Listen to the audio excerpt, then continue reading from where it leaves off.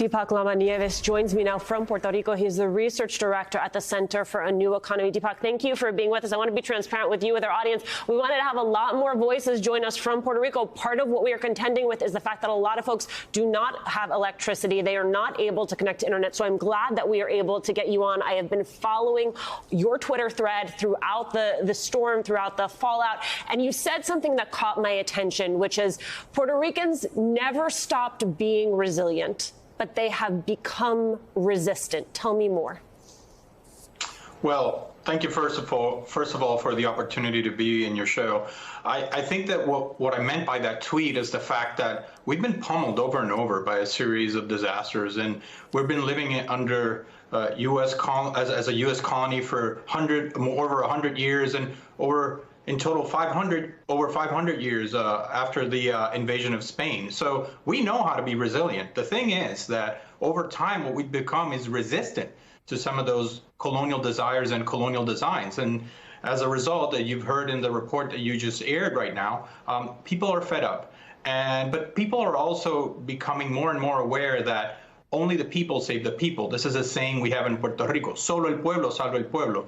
And that is a very sad thing to hear, in part because you expect public institutions and the government to step up in times of need. That's how they establish their legitimacy. But what we have seen in the last couple of weeks and over the last 5 years after Hurricane Maria hit us is that the government has been very slow to respond. It's been very slow to pick up the pieces. It's been very slow to administer a reconstruction that we need so much. And so a lot of people are tired, and we're becoming resistant. And I think this is going to translate into either electoral political action, or it's actually going to translate in more communities becoming involved in the reconstruction effort, raising their voices and advocating for the dire changes that we need in this colony of the United States. Deepak, for people who do not know the island as well as you do, explain how the privatization of your electric grid plays into this entire conversation. Well, Puerto Rico had, before the privatization effort took root, highly substandard public sector power entity, and that power company actually did not serve the interests of Puerto Ricans really well. We saw that right after Hurricane Maria. So something needed to change. But the gut reaction from the government and from certain sectors, especially rent-seeking groups, was to actually privatize the distribution and transmission service and give it away to a company that, for all intents and purposes, did not present a good proposal for how the system was going to be managed.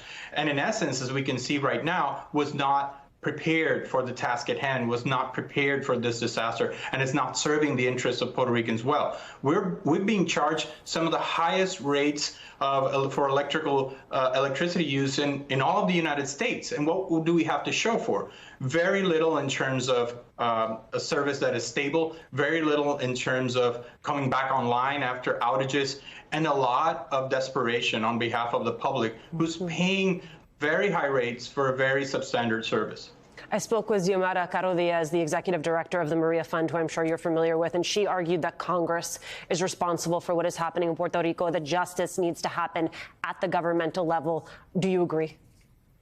I agree. I think that one of the reasons why we haven't been able to move forward with regards to our reconstruction and improve our current systems is in part thanks to austerity programs and policies that have seriously eroded the public sector's capacity to provide basic service, let alone deploy billion-dollar projects and programs. And now these austerity measures have been implemented for a decade and a half by local governments, but were intensified and accelerated by the Fiscal Control Board, an institution imposed by Congress to address our fiscal crisis and our bankruptcy procedure. Puerto Rico, at the moment, for a lot of people that don't know, is undergoing one of the largest municipal bankruptcy process in all of the United States. And so congressional action, as well as certain other aspects of congressional mandates, like imposing specific rules and conditions on Puerto Rico during the Trump administration that were discriminatory, onerous, and unreasonable, have also delayed a lot of the progress that we could have seen in these past 5 years. Now, the key question is what can be done? What can be done to change this? Now, Fiona presents us with an opportunity to rethink many of the plans and programs of the ongoing reconstruction, which have advanced at a painfully slow pace.